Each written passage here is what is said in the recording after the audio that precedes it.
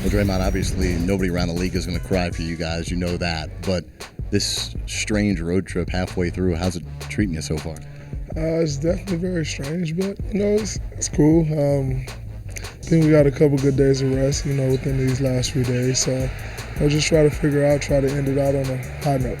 How have the discussions gone so far with Coach Kerr about at some point starting to limit the minutes and manage playing time?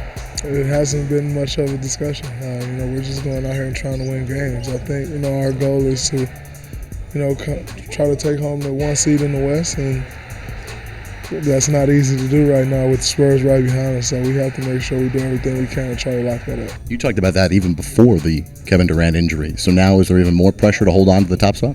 I don't think it's more pressure because I think it's something that we wanted to do from day one. That's our goal coming into every season, to try to have home court advantage throughout the playoffs. So, KD being out makes it a little tougher, but there's not more pressure on us to do it. With your quest to win Defensive Player of the Year, you've had a bunch of signature moments, including against Atlanta at home. What do you remember about that final sequence?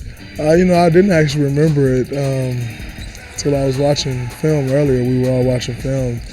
And I'm like, man, we played these guys so long ago, and it kind of brought back the memory of what happened at the end of that game, coming up with a couple of defensive stops to, put that game away. But, that was definitely a good moment, fun. Hopefully, if need be, I can do it again tonight.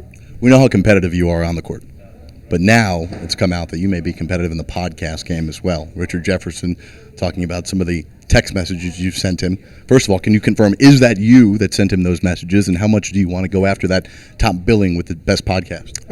That's definitely me. RJ was one of my vets. He was with us when I was a rookie, so I've known him for 5 years now. It's kind of flying by, but we both had a podcast going, and I think it's great for us to be competitive and try to take that top spot. So we're definitely battling for it, and I look forward to taking it.